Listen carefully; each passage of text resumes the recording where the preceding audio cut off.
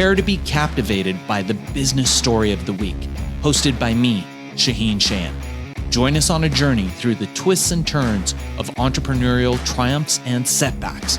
Immerse yourself in the narrative and witness the magic that turns dreams into reality. This is Business Story of the Week. And welcome back, folks. Welcome back to Business Story of the Week. I am your host, Joshua. And today we've got a very special guest today. I have been looking forward to this interview. He's someone that the podcast goal is going to be working for the foreseeable future. So watch out for that.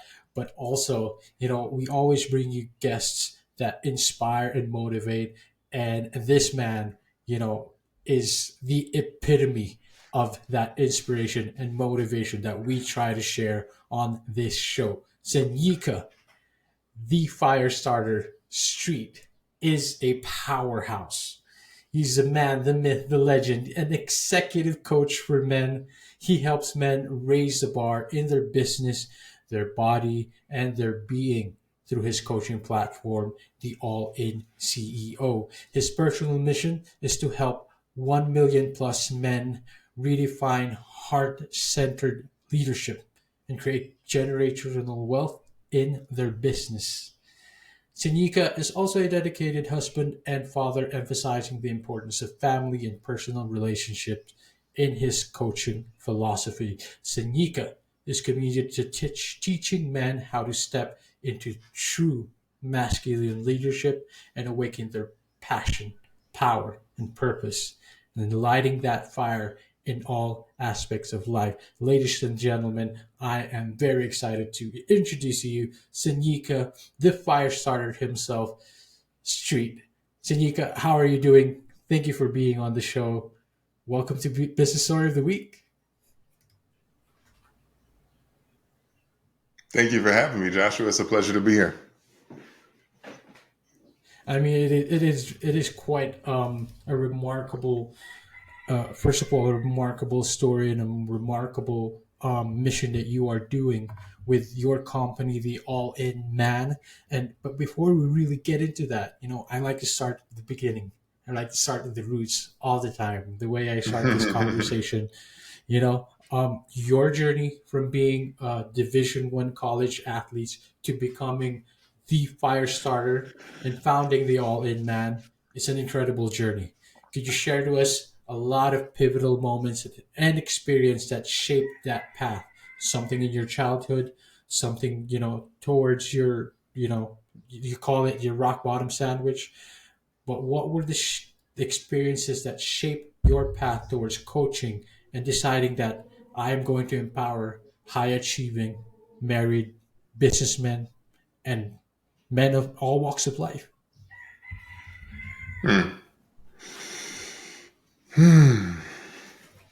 It is a long story. Pivotal points in the story. Pivotal points in the story. What I will tell you is that at a high level, the guys that I coach are very, they're all high performing guys in their lives. They're all very accomplished, seasoned, executives, leaders, guys that are operating in leadership status. Here's one of the things that I realized in this process is that what happens is that every guy who is looking to level up his life, many guys think that they need everything. They think they need the whole. They need to fix everything. They need all the different stuff, and they get all the books and all the courses and all the things. And it's like, I got to fix everything. I got to do a whole overhaul. And what I've come to realize is that most guys, what they really just need is a quarter turn.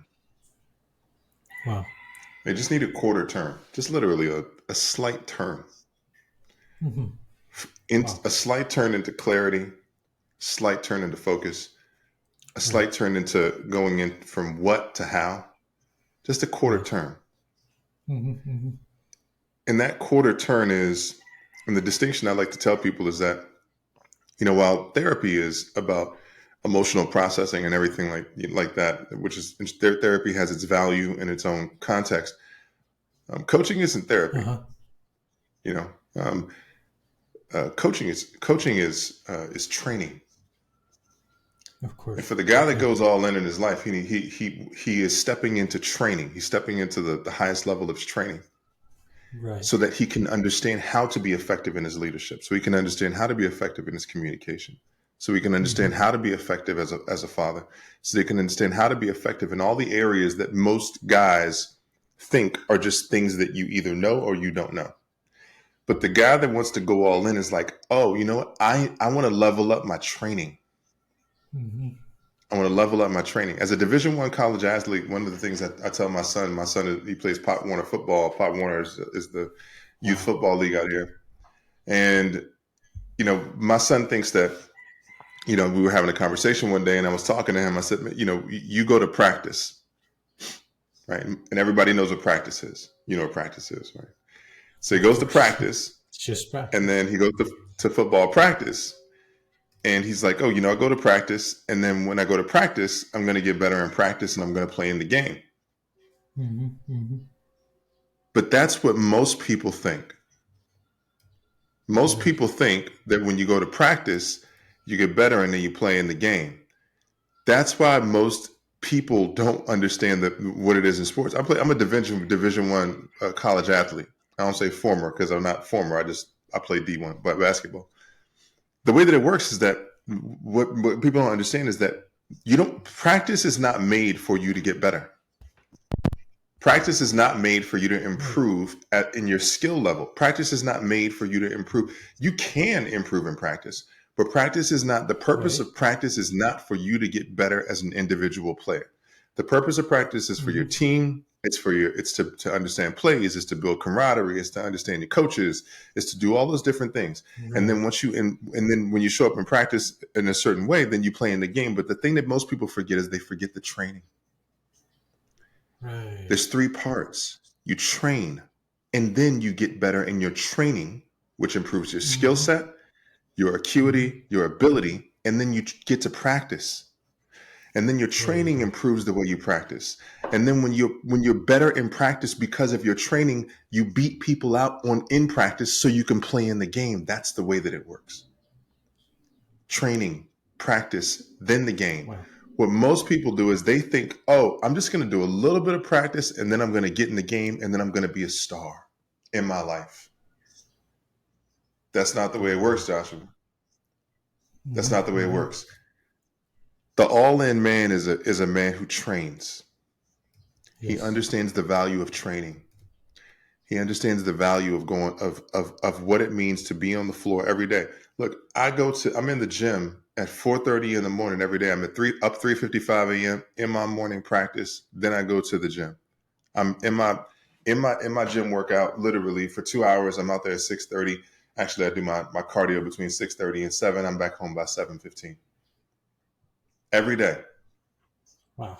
And Wow. the way that I operate is Quite. that the way that I move as it relates to the way that I show up in my training has been some of the most transformative work in my life. But the reason why this is so important to me, Joshua, is because I didn't realize that I didn't understand how to train in my life. There you go. I used to Mm-hmm. think that you just knew how to be a good husband, or you just knew how to be effective in relationship with your partner, or you just knew how Yes. to be effective as a leader, or you just knew, you either knew it or you didn't know it. I didn't know that those things were things that you had to learn, and then to learn them, that you had to train in them.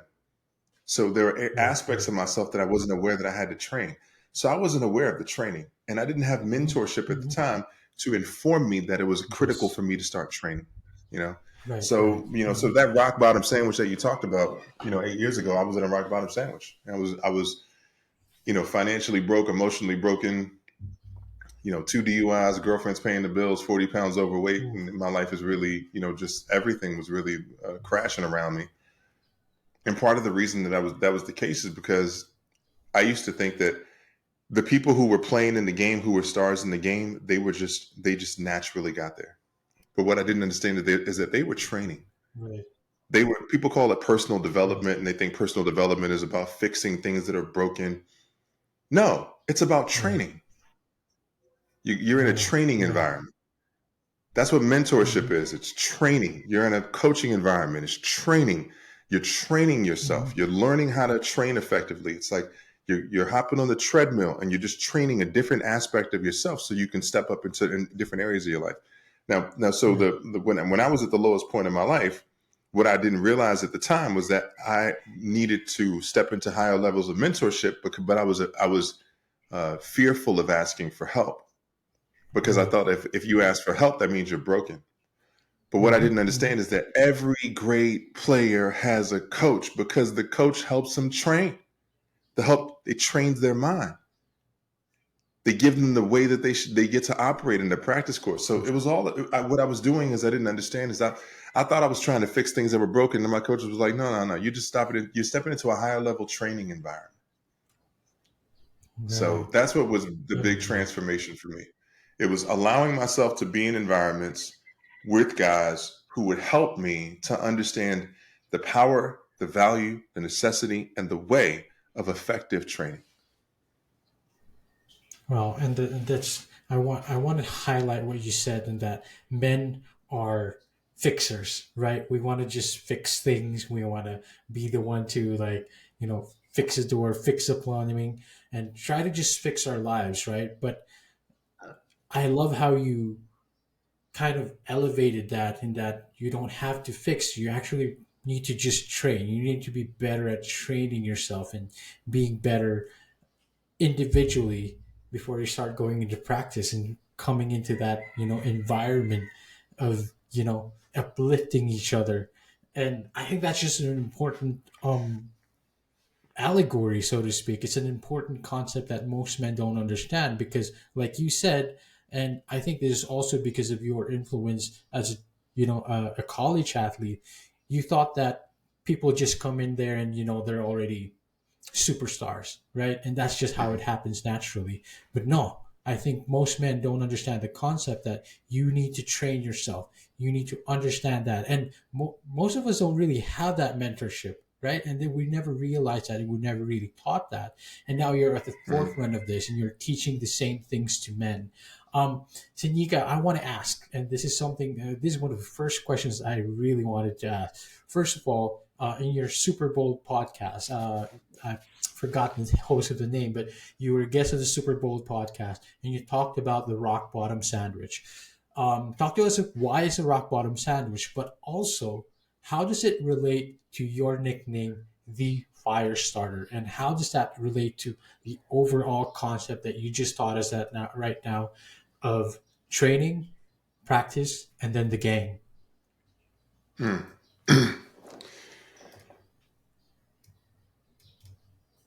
So the rock bottom sandwich um, metaphor is really powerful because I've heard a lot of guys talk about like how they came from rock bottom or how they hit rock Mm. bottom. And sometimes when I used to hear myself tell that story, I would say, "Look, I need you to understand that not only was I at rock bottom, I was at rock bottom's rock bottom. I was already at rock bottom, and then rock bottom smashed on top of me. So I was Mhm. going nowhere fast, and then rock bottom smashed on top of me, meaning like just worldly circumstances. And so I'm in the middle. It's like a Oreo cookie, and I'm the filling. So Mhm. that's the reason it was a rock bottom sandwich is because I was already at rock bottom, and then rock bottom smashed on top of me. I wasn't Mhm. moving. I was stuck. I was in Wow. stasis. I was Mhm. confused. I was overwhelmed. I was emotionally unsettled. I was living in my vices. I was unbalanced. I was unfocused. The list goes on. Right? So that's why I was a rock bottom sandwich.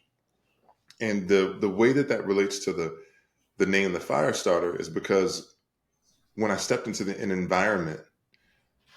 Now, listen, wasn't really sure I was stepping into an environment where I was going to get some high level training. I Right. just knew that I Right. needed community. I need community. And when you're Mhm. isolated, when you are in a space of isolation, it's easy. It's easy to sit with your own thoughts and think that that's the only way, the only That's thing that's true. occurring in your life. So That's true. makes your world much smaller. And so literally and, figuratively, but it makes your world much smaller. So you don't necessarily you can't see the big picture. You can't see the forest through the trees when you're isolated because your perspective is so minimized. So when I stepped into an environment of entrepreneurs and high level men who were living their life on an intentional way, on an intentional basis, what I started to realize, Joshua, is that when you are in an environment of men who have done extensive amounts of training, and then who are stepping into greater levels in terms of their training, I was very curious about it. So I remember I did a talk. Yeah, so I started getting into speaking, and I did a talk, and the guy who now is the CEO of the entrepreneurs community I'm a part of, he came up to me after I did the talk. He said he's British. He's like, mate. He's like, I love what you just did. He said, I think with my help, we can get you from great to excellent, and then from excellent to transcendent. And I was like, oh, well, damn, sign me up. All right. Let's go. I'll do that for sure. Right on. Yeah, for sure. So we hop on a call like this. And then he says to me, he says, Seneca, what do you do? I said, okay, what do I do? I said, well, I'm a speaker. I'm a storyteller. I'm a coach. I'm all those different things.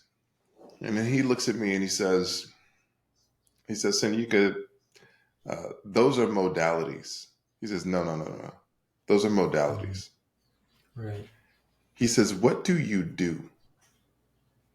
And I was like, dude, I have no idea what you're talking about. I was like, what? What do you mean, what do I do? I don't know. Whatever. We'll figure this out at some point. I just told you. So a minute goes by, I just told you, right, exactly. A minute goes by, 2 minutes goes by, 3 minutes goes by, about 4.5 minutes, 5 minutes. I'm sitting there dumbfounded trying to figure out what he's talking about. And then I said, I think I start fires in people. So he goes, I say, I think I start fires in people. And then he says, oh, so you're a fire starter. Right. Wow. And then I go, wow. Maybe. I was like, what's a fire starter? I was like, I don't even know what that means. He says, sit with it. He said, sit with it, take it, just sit with it, let me know what comes up. And then after that, I went to a friend of mine who was actually working on my media kit. He was working on like some media press material for me. And then he said, I said, what do you think about this fire starter thing?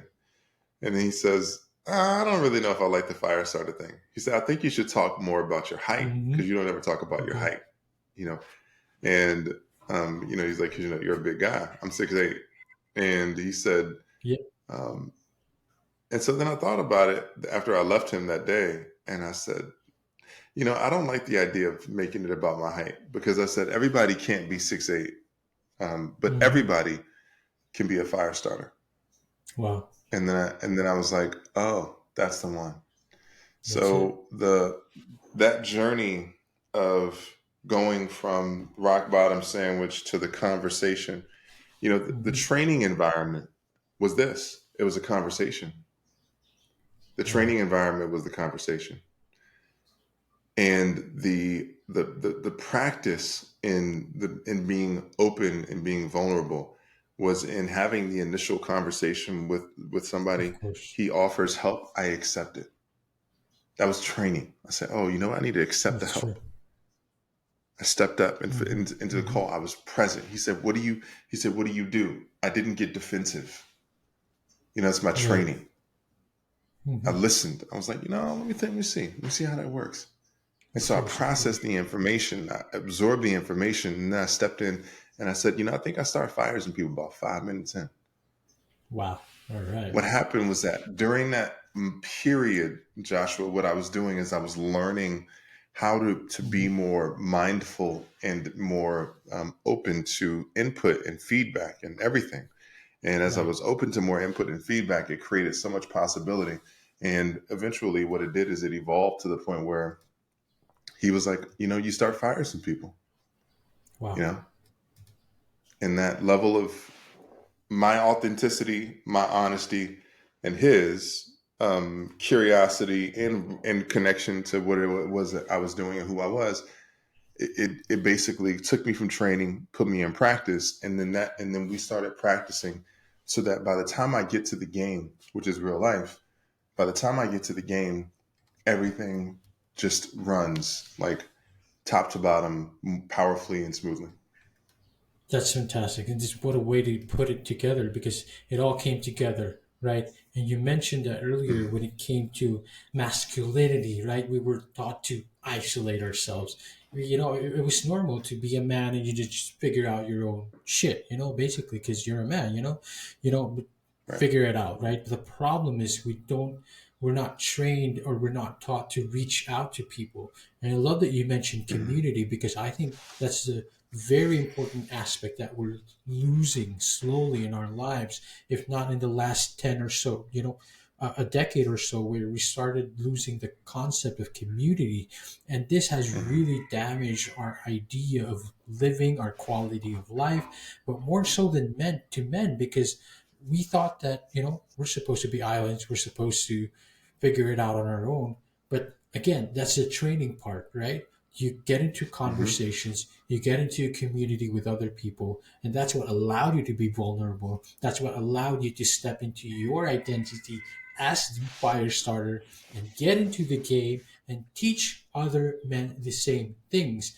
And I love that, because you talked about this again in one of the podcasts, the Spartan Leadership podcast, where you took that moment of the rock bottom sandwich, transition to impacting men, asking who I want to be, why I haven't delivered. And it's because you were not, it's on your shirt. You talked to us a little bit about that, but also you talked a little bit about the coffee allegory, about masculinity being redefined. I kind of felt bad because I just had coffee this morning, and then you're talking about that allegory. Like, if it's poison, would you have that? Talk to us a little bit about that, and how, because now that you're in the game, and now that you are telling us that you need to step into that identity, after transitioning from the rock bottom sandwich. Talk to us a bit about the allegory of redefining. Do we really need to define masculinity? And also, how do you step into that? It's because you were not all in. What does that mean, Seneca? Hmm.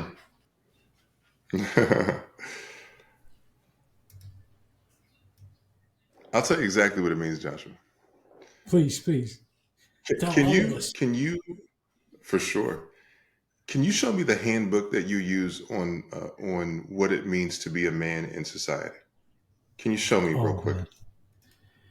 Oh, man. I wish I had it on hand, but I don't think there is one at all. Got it. Got it. There's a lot of guys looking for the handbook. Hmm, Who hmm. am I? What am I supposed to do? How am I supposed to operate? Exactly. Right. Right? What am I supposed to do?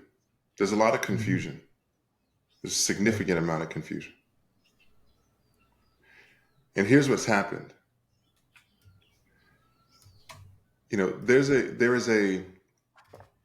Um, there's been a referendum on masculinity, Yes. and that referendum on masculinity pretty much emerged in large part from the Me Too movement. And that referendum on Right. masculinity has become this battle cry that um, that, and again, rightfully so, that men who have been operating in positions of power have taken advantage of and abused their power to the detriment of um, women, children, and to some degree society at large. Look, men are responsible for some of the most amazing creations known to mankind. Of course. Of course. We've built societies and civilizations, buildings, bridges, um, structural compositions. We have worked the long hours. We have contributed to the Hmm. manufacturing of movements. We have fought in wars. We have done exceptional things in this world. We have done exceptional Hmm. things. Hmm. And and so we must acknowledge the contributions that men have made to society first. It is of utmost importance. Yes. Yes. And at the same time, we can acknowledge that if we're going to acknowledge the light, we also get to acknowledge the shadow. Of course. And the shadow is that there has been also devastation and destruction at the hands of men as well. That is true. Now, that's what I like to call radical responsibility, which is one of my foundational philosophies. So for me, at the foundation of who I am, the all in all in stands for alignment, and the IN stands for integrity. There you go. So I get to acknowledge my light. I get to acknowledge my greatest contributions. And I also get to acknowledge the shadow element associated with who I am as well. The dark side, right? Of course.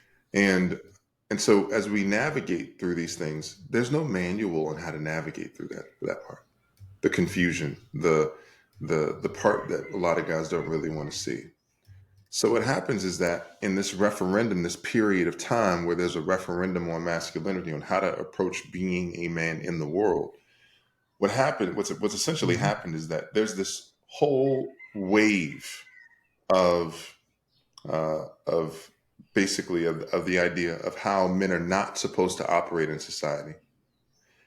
But when you bring up the idea of masculinity, then what people do is they shoot it down, because the concept goes, okay, well, the masculinity is toxic. Masculinity is the reason that society is the reason that society is poisoned or broken or any of those kind of things. And that's why I brought up the coffee analogy. Mm-hmm. So the coffee analogy is like this. If I tell you, like, let's say for the sake of this conversation that you're somebody that likes coffee. Do you like coffee, Joshua? I love coffee. Okay, so you drink coffee, right? So let's just say you drink coffee. And then as a result, is it okay if I offer you some coffee? Sure, please. I would love to. Great. Awesome. So I'll offer you some coffee. So I give you a cup of coffee, right? And then I tell you that the coffee is poison, right? Oh. Are you going to drink that cup of coffee? I would not at all. No way. Okay. No way, right? Let's just say that not only do I tell you that the drinking that the coffee is poison, do you think that it's going to affect the way that you look at coffee for the rest of your life? Oh, absolutely. It would. For I sure. wouldn't trust anyone who gives me coffee after that. Yeah, you wouldn't trust them. And that's what people don't understand when they have conversations about masculinity being toxic. Is that what you're saying essentially is that the coffee is poison.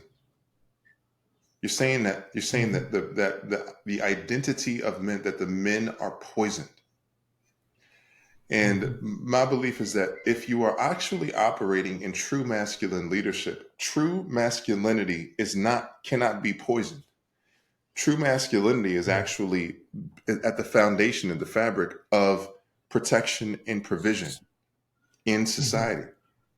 There you go. When you have a man that is operating in his masculinity, then what you have is you actually have a protector. There's no way it could be toxic, because when masculinity is operating in its highest capacity, then what it means is that man is operating in his ultimate level of leadership. Yes. It means he is operating as a leader. That's what's happening. And he is effective in his leadership. Masculinity at its highest vibration cannot be toxic. The same thing with hypothetically with femininity, but we're talking about masculinity in this conversation. So the reason why that's so important is because when guys are looking to step into their identity, into who they are, and then they go, oh, well, I don't want to be seen as toxic. I don't want to be seen as poisonous. So what they do is they go, you know what? I'm not even going to go down the rabbit hole because I don't want to be seen as toxic. Because all masculinity is this toxic thing that destroys society. So my invitation to people who even use that term or who operate with that term is to eradicate the idea that masculinity in its essence that masculinity in its essence can be toxic. Because the way that it's processed is that it's not toxic. It's not that the masculinity is toxic. It's that men are toxic. It's that men are poisoned. is Yes. that men have this Yes. poisonous, flawed, broken element associated with them, and it's masculinity, and it's the patriarchy, and it's all these other things. And the bottom line is that when it comes to how we show up as men, we get to show up as men being proud that we are operating in a more effective state of our leadership. Right. There you go. So that's the coffee cup analogy, is that masculinity, similar to that coffee, is that if that coffee is poisonous, then nobody's going to want to touch it. When you say that masculinity is toxic, no guy wants to touch anything about it who doesn't understand what it truly is. So what happens is that you actually confuse them away from stepping into their leadership. So you're creating distance from a man actually stepping deeper into his calling.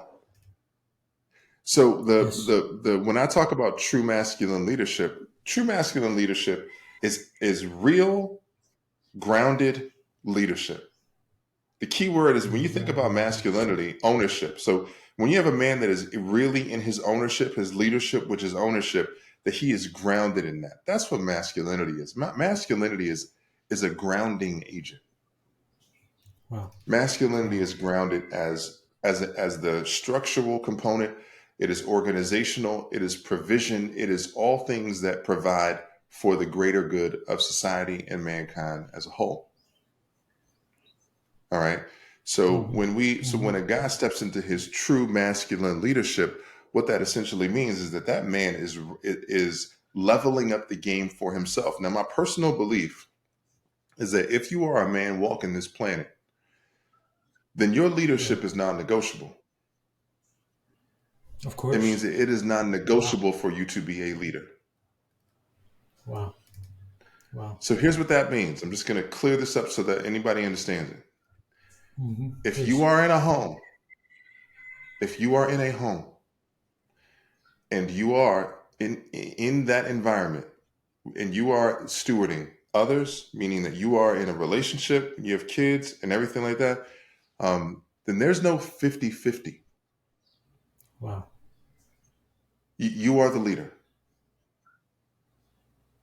Of course. I'm going to let that sit. And I'm going to let whoever needs to get triggered by it, get triggered by it. I'll explain it in a second. Because right now, in the silence, people are, what do you mean? No 50-50. What do you mean you're a leader? I'll explain in a second. I'm just going to let you get triggered for a moment. Let it sit for a minute. Let it stir you up a little bit more. Got it. Here's the way it works.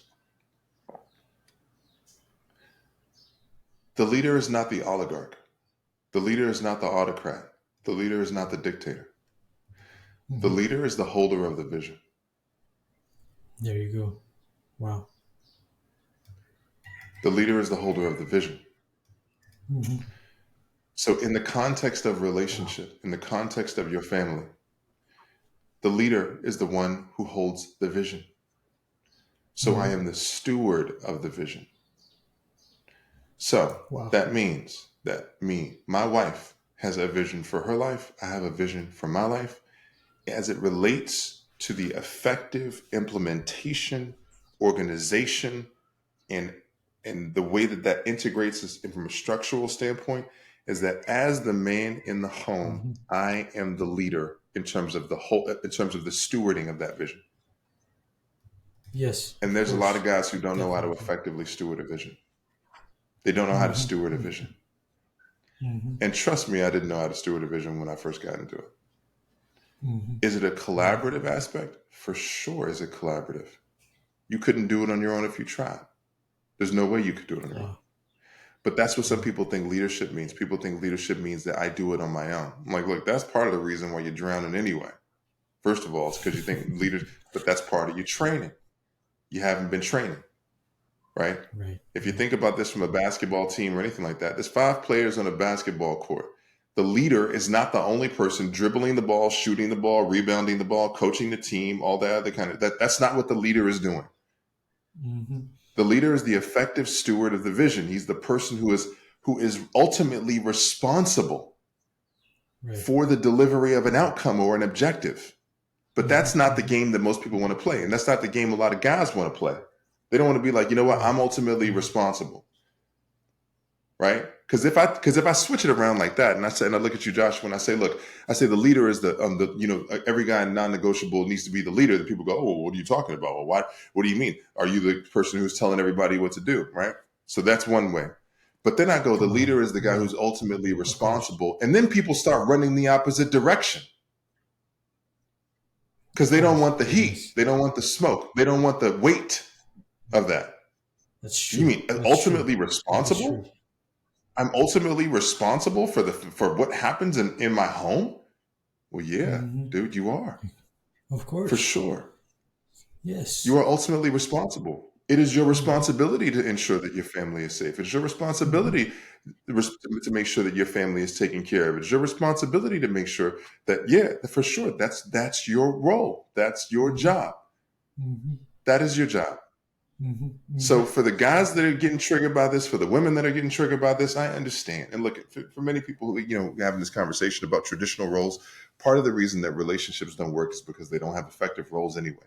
So for the people who are in this conversation are asking well, he's talking about traditional roles, or this role or that role. My question to you is very simple. Go look at your relationship right now and please clearly identify and write down the roles that you and your partner have explicitly agreed to. What are the roles? Many people have not explicitly agreed to roles in their relationship anyway. So even in this conversation that we're having right now, where many people could adopt it and take it and say, yo, whether we're talking about traditional roles or that role or this role or that role. And what I'm saying is that many people haven't even identified a role, period. So they don't even know what they're doing in the relationship. Exactly. And everyone needs a role. Everyone needs something to do. Everyone needs to understand how to operate. So when when a guy understands how to operate and he understands what his role is, when a woman understands how to operate and what her role is, then they can effectively operate together to run an effective home. And one person has to be responsible for the ultimate outcome of an objective. Yes. Two people can contribute, but one person is responsible. Multiple people contribute, but one person's responsible. All right. When a team doesn't win, they don't go to everybody and say, well, it's 5 players on the court and it's 100%. So that's 20% for each player. No, that's not the way it works. The coach gets fired. If the team don't win, the coach gets fired. Of course. Right. If it's a soccer team, it's not like, okay, we take 11 players, then we divide that by 100%, and then that means you get 9% and you get 9% and you get 9% and you get 9%. Like that's not the way that this works. All right, it's not the way that this works. We don't divide football by 52% and they go, all right, look, so because we weren't able to achieve this objective, then you get 2% and you get 2%. Like the coach gets fired. Oh man. That's just the nature of how they operate. So it ultimately comes down to leadership, right? And that's triggering for a lot of people because they've been proven to be ineffective approaches to being a leader. They've been proven ineffective approaches to understanding how to lead. So my job, my responsibility is to put guys in a position so they can effectively understand how to show up and be effective in their relationships and beyond. Right. And that is also about showing up for yourself and knowing what that kind of defined leadership that is required, right? Because you mentioned also again in that coffee allegory, it's like we don't have to redefine masculinity. We actually have to define it because we've actually started to lose that meaning, right? Because you kept saying that whenever we talk about traditional roles, that's triggering to a lot of people. But when you actually stop and pause and say that, hold on, we're just talking about like actual roles that needs to be defined because we've actually lost them. Because Seneca, I want to tell you that this hits home for me, and I'm glad I asked that question because it was so recent. Last Christmas, my fiance kicked me out 4 days before Christmas.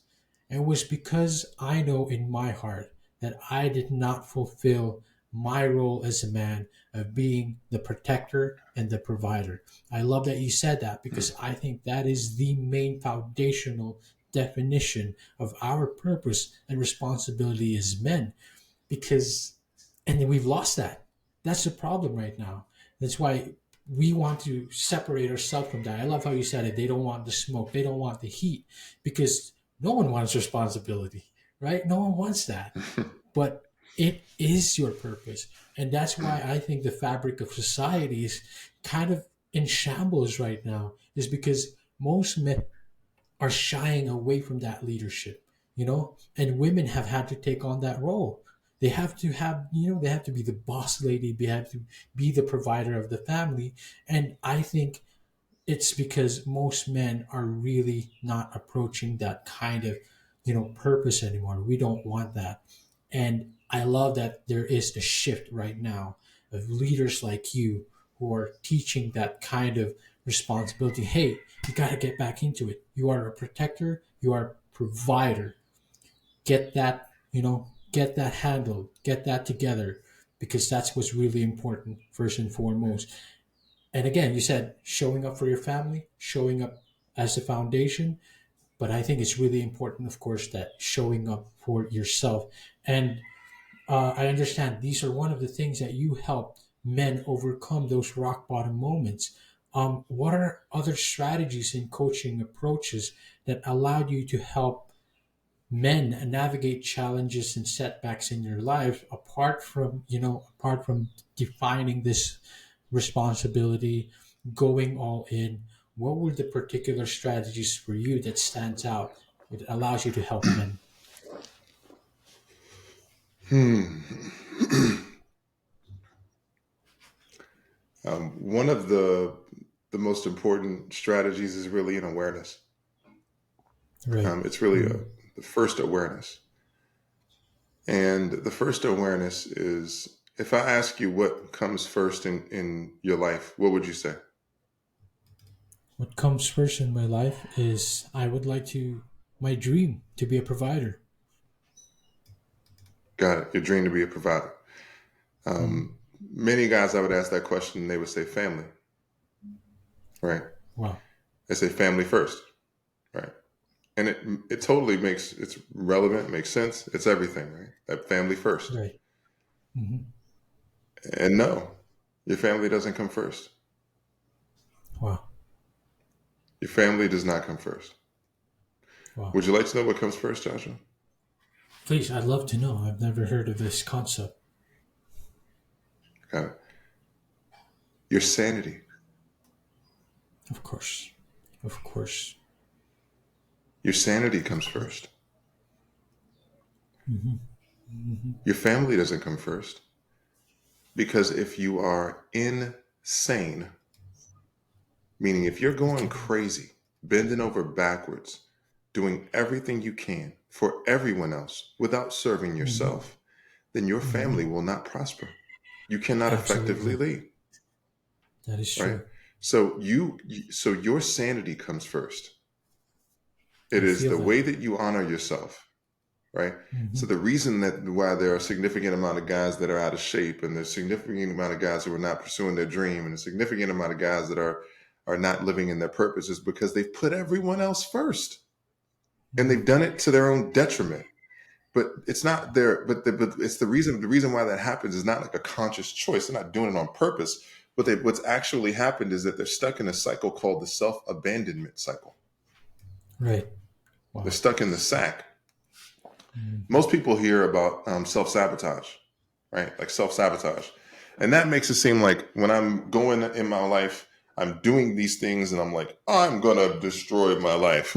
Like I'm sabotaging my life. I'm So procrastinating and I'm natural. lazy and I'm going to destroy. Like I'm so much in control that I'm sabotaging my life. Most people don't Hmm. even know that they're sabotaging their life. They Wow. don't know that they're sabotaging their life. And the reason why is because Sure. they don't even understand that they have a life worth living. They don't have Right. hobbies. They don't have friends. They don't have anything. Hmm. They're mules. They literally, you can put anything on their back and they'll ride into the wind and they'll be like, you know what, this is, I'll do it. right? The I'll do it guys. It's just put it on my back and I'll do it. I'll do everything. I'll do everything. I'll overserve. I'll over deliver all the time. And then I will put myself last in the line of people to eat. And as a result of that, that's the way that I'll operate in my life. And I will constantly feel like I'm over delivering and being underappreciated to that degree. And that will be my way of living for the entirety of my existence. Wow. So then what happens is that self-abandonment cycle it informs everything. It informs the way that they move through the world. Right. So when you're in that stuck in that self-abandonment cycle, Joshua, then that becomes your way of living. So part of the work that I do is about helping guys come into the awareness that they've been abandoning themselves. And one of the ways that guys abandon themselves is they don't understand what to put first, right? They don't understand what to put first. And so like, but because, the first thing is your family doesn't come first, your sanity comes first. And the thing that informs your sanity is your faith. So I'm a Christian man. I believe in Jesus Christ. I'm a follower of Jesus Christ. I'm not saying that you actually have to be that. My programs are non-denominational, like all that kind of stuff. But when it comes down to it, like your faith is a critical component of your life. And if your faith does not necessarily exist in the context of it being around a deity, many guys have just lost simply the belief in themselves. That is true. Just the belief. This is not about money. This doesn't matter what your financial situation is. Most of the guys I work with are very successful, but they've lost the belief in themselves, the faith in themselves, or in a higher purpose. So I bring this up because your faith and your sanity, then your family. And those two, your faith and your sanity infused, inform a powerful family unit that you get to experience. So the first thing that when it comes to really like reorienting yourself as a guy, the most important thing is your fitness. Of course. Your fitness is the easiest way to access transformation. It's the easiest way to see results. It's the easiest way to see yourself moving. It's the easiest way to get your body, your mind, your spirit moving, right? And when you are getting your body, mind, and your spirit moving, man, it transforms everything. But rededicating yourself to your fitness is a really important and critical thing. It's the easiest thing for guys to do. Step into your fitness practice. And for the guys that are like, man, I don't know if I have the time and I don't know if I have the space or the wherewithal to actually do it. And let me just offer this, is that the way that this gets done to be the most effective is that when you're really doing this, is that if you have a life that you are not excited about and you get adequate or excessive sleep, then you need to change something immediately. Right. If you have a life that you are not excited about, like I'm talking about just elated, and you're getting good sleep, then that needs to shift. Right. You're getting you're getting a lot of sleep, then that needs to shift. So what I'm saying is the very first thing I had to do in my life is I said, look, I'm gonna cut some hours of sleep. All right. I stopped getting up at 6. I started getting up at 4 o'clock in the morning. And then eventually I started to get the sleep on the front end of my going to sleep as opposed to getting on the back end. So now I get adequate sleep, but it started by me cutting my sleep. So I said, look, I'm going to cut my sleep. Get up at 4 in the morning. Create more time. Because when you wake up, generally for guys who are in leadership positions, they already have kids, they have partners, they have, so when you wake up in service. So you got to get yourself up earlier. Wow. You got to get up earlier in the morning. So you have more time for you, for your fitness practice, for your spiritual devotional practice, for whatever it is that you're looking to step into in your life. Those are really important things to do. So you have to move mountains. You got to shift things so that you can create this space for yourself. So every morning I go as my part of my devotional practice, my faith practice, and my sanity practice. I do my personal process in the morning, and then I do my gym process and my exercise process, my fitness routine. And that is transformative for me. So that by the time I get back home, I can step into serving my family because I've taken care of my sanity and my faith. By the way, one of the things I tell people is that when I go to the gym, I don't call it the gym. I'm just calling it the gym for the context of this conversation. But what I really call it is church. Oh, wow. I call the gym church, and I Wow. go to church every day.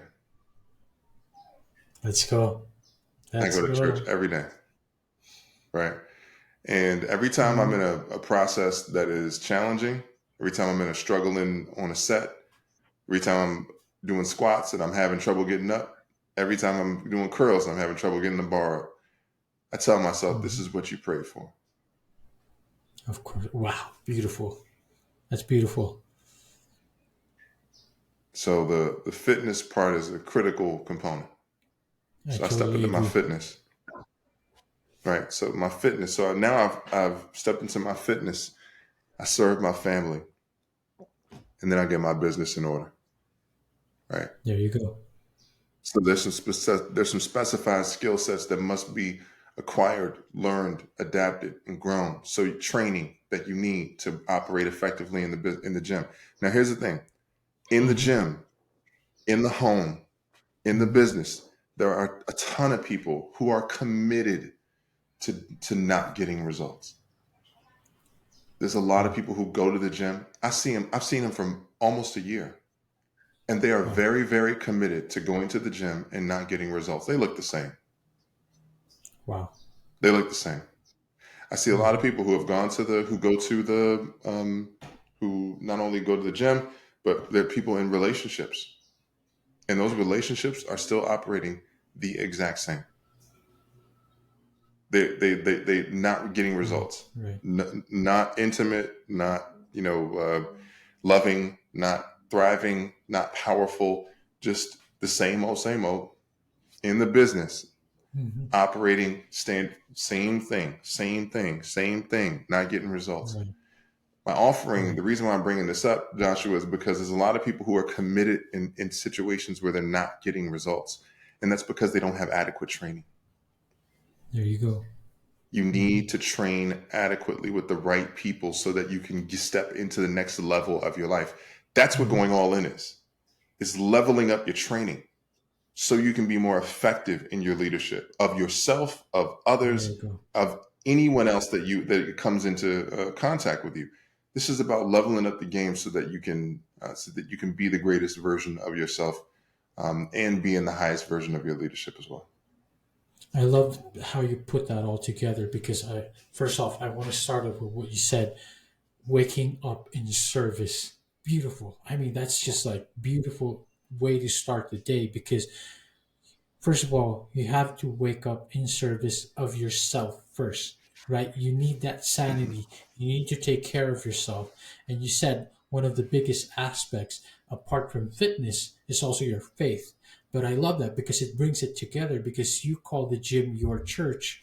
And isn't going to that church every day and putting that time in for your in fitness is also faith in yourself, believing in yourself, taking care of yourself and making sure that all that is taken care of first thing in the day so you can be in service of the people you love. It's beautiful. I love that, Seneca. It's probably my favorite part of this show right now, and we have covered so much. You've given us so much right now. And I think that leads straight to this topic of yours in one of your keynotes where you talk about self treason.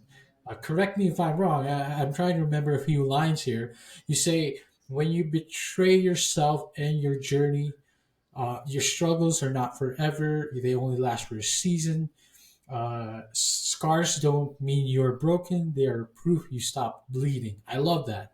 And everything happens in life for a reason, and the reason, or the one that decides that reason, is you. And and that's very important because you need to know why you're doing these things. Why are you waking up in service of yourself and of the people around you? Sanika, this is one of your keynotes, I believe, and you're now a highly sought international speaker. You're reaching millions. You're inspiring others through your coaching programs. What drives you every day to share that message? You've kind of answered that question already, but also, what do you, every time you do those keynotes, what do you hope audiences take away every single time you are up there? Hmm. I'm very impressed that you remember that line from The Reason. Oh, Uh, I did my homework. Apparently, yeah, you did a lot of homework, and I respect that, and it's very admirable. So thank you for bringing that up. One of the things that I tell people is that when I do keynotes, when I do talks, I incorporate spoken word, Mhm. and so as I tell people, my 10,000 hours is as a writer, just a writer trapped in the body of an NFL lineman, but I'm a writer, right? And so Wow. communicator, speaker, and so when I do talks, the talks are incorporate spoken word and incorporate music and Yes. storytelling. Hmm. And the most important thing that I impart to people when I do talks, Joshua, is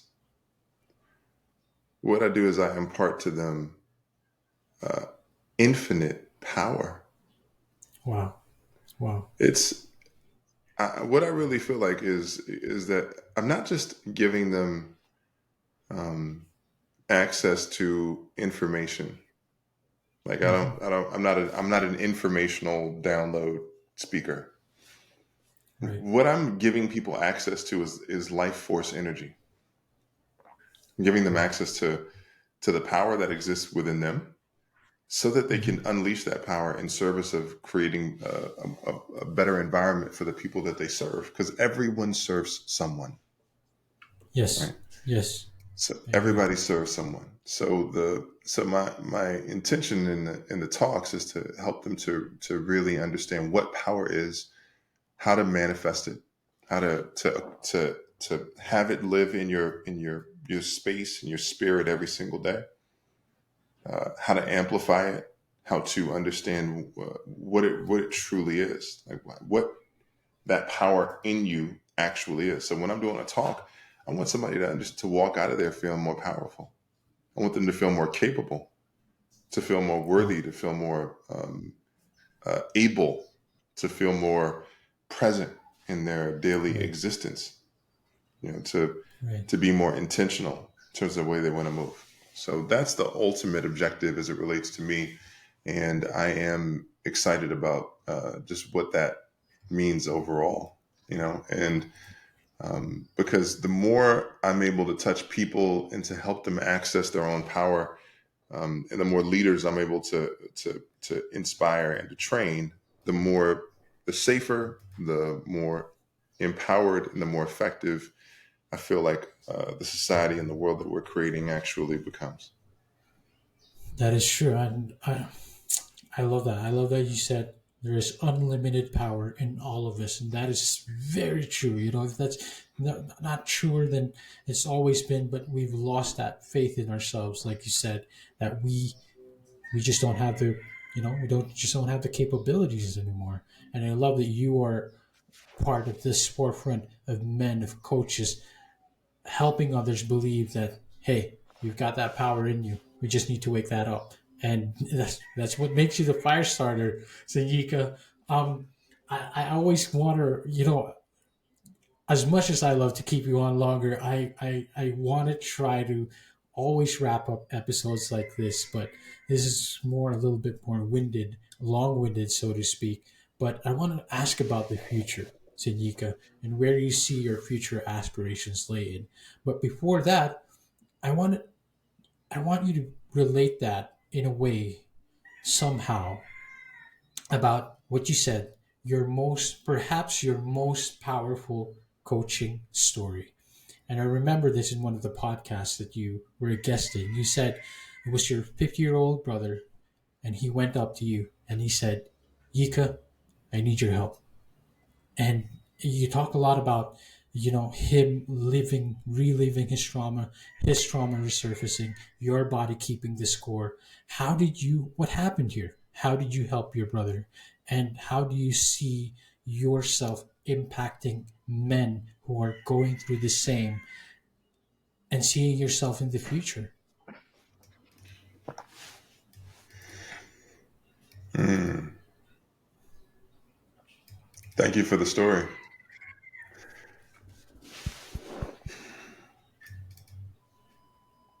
One of the most powerful coaching experiences I ever had as you mentioned, was with my oldest brother, and he was Mm-hmm. navigating through some really challenging points in his life.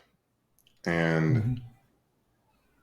he's in his early 50s, and he just came up to me one day and he said, "I need your help." Oh. And when he first said that to me, I was like, "Oh, well, why would you need my help? You're my older brother." And then when I thought about it, I thought because of the fact that there were, we have these identities that we carry, these aspects of ourselves that we carry. And part of what I was carrying around with me was the idea that, oh, I'm the younger brother, I'm the baby in the family, I'm like, this is, who I am. How in the world could I positively impact what my brother is going through? Right. Regardless of the Right. fact that I have rebuilt myself, built my own life, built a successful business. I spend Of every course. single day of Mm-hmm. in the process of helping men to step into the greatest version of themselves. Why would I even Mm-hmm. think that I could actually help my older brother? But the reason why I didn't believe I could help my older brother is because I was in that moment for a split second, I was operating in a space where I was making it about me. Wow. Joshua, Wow. this work isn't about me. Mm-hmm. This work is not about me. Mm-hmm. Basketball player on the court. Yeah, I mean, I'm here to score points. Yes, I score points. Yes, I grab rebounds. Yes, I do those things. But I'm playing for the people in the seats. I'm playing for the Right. fans. Right. I'm playing Right. for the stakeholders in the team. The stakeholders in the team. Mm-hmm. So for me, when my brother came up to me and helped, what he was essentially asking me was, I am going through a challenging situation where I'm navigating some tough life circumstances. I Right. believe that you have been helping people navigate through some tough life circumstances that are very similar to mine. And if the life circumstances that you have been helping people to be able to navigate, if you have been doing so effectively and you have adequate proof within your body and your consciousness and your awareness, then what I would like you to do is to be able to help me navigate through my tough life circumstances because you've been able to help other people in their tough life circumstances. It's Right. really about just Mm-hmm. Mm-hmm. verification. It's like if you have a friend who's a gardener and you Right. need some gardening help, you're going to ask your Right. friend to help you garden. There you go. If you got a flat tire on your car and you got a friend who fixes flat tires, you'll go to your friend who helps you fix flat tires. Let's go. In this instance, Mm-hmm. my brother was navigating through some challenging life circumstances associated with who he is, identity work, that kind of stuff. And he was like, Mm-hmm. I'm looking for some support. And so the thing is that when you make it about yourself, then it's like, well, who am I? I'm like, it's not even about you. The whole reason that God gave you this gift is so you could stop making it about you anyway. Mm-hmm. Wow. You Beautiful. got the gift. Now take the gift and multiply it exponentially so that you can be in service.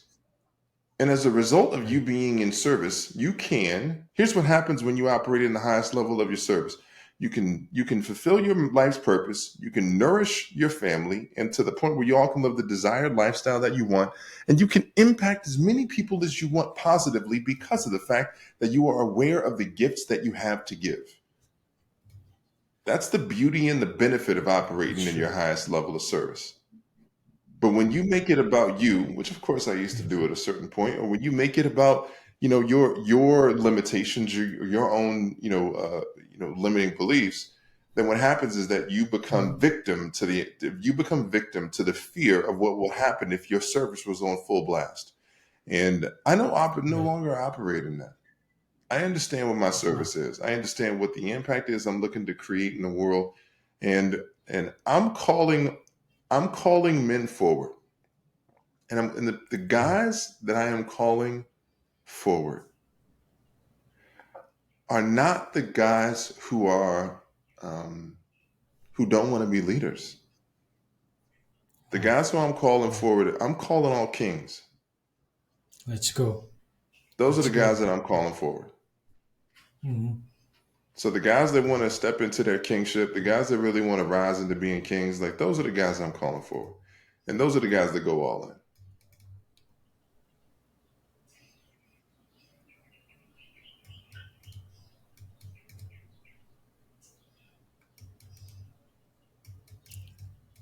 Right. And Tanika, I understand this is one of your offerings and one of your website is called callingallkings.com. And it is an important calling for today. It is an important calling for everyone, for men, for the foreseeable future, for the future generations of men and boys who are, who needs to learn this proper, how you say it, a proper leadership, a masculine leadership. And we need to put that forward. And it's very important. Senika, I want to give you this opportunity. We've had this profound talk, probably one of the most profound talks I've ever had, and definitely the most profound episode I've had on this show. I've had the honor of having you as a guest as well. Tanika, I want to give this opportunity to you. Where can we find you? Where can we connect with you? And where can we stay updated in your future as a leader, as the fire starter? Please let us know.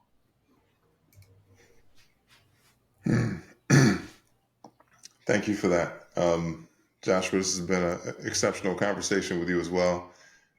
Shout out to Shaheen for facilitating it and making it happen. You can find me at theallinceo.com. You can find out more about our upcoming campaign at callingallkings.com. And but the All In CEO is the primary hub for people to come in and to take a look at what we're creating with men and helping men step into their greatest version of their leadership. And you can also find me on Instagram at the All In CEO, or on Facebook, Seneca the Firestarter Street. But before you reach out, I just want to say this. All right. Before you reach out, I'd like you to set a powerful intention. Yes. Set a powerful intention on what it is that you believe that you would like to create. And after you identify what it is that you'd like to create, then I'd like you to reach out. Because intention creates experience. Wow. So when you step into a powerful intention, that intention creates experience. Mm-hmm. So be intentional. Have an idea of what it is that you are looking to create. Mm-hmm. And we'll see what happens. But I'm always down for making magic happen. Let's go. That kind of magic happens every day with the fire starter himself. But also, again, it starts with you. That is true. Be intentional. Know what you want. Know why you have to deliver these things, what you need to be delivering in life. And I'm just grateful to have, this moment, this guidance, not just for me, but for our audience and listeners as well. Senika, again, it's been exceptional. It's been profound. I am very honored, and I am very, very glad that you took on the time to have this interview, to have this show with us today. Senika, thank you so much. Thank you for the time. You are very welcome, Joshua. It's been an honor to be here. And for the guys that are looking to level up their training so they can practice better and play in the game of life, this is the environment to go all in. Let's go. That is true. And I invite all our audience and listeners to do the same. Go check out allinceo.com, callingallkings.com. And this is your calling. This is it. This is your calling to go all in on that environment. Get updated, get connected with Seneca. And Seneca, thanks again. Indeed. Thank you, brother. To all our audience and listeners out there, see you on the next one. All right, so here's the thing. We try to get a little bit better every day, but we can't do it without you. So if you like the video, make sure to like and subscribe below. And if you have any comments, just leave them in the space under.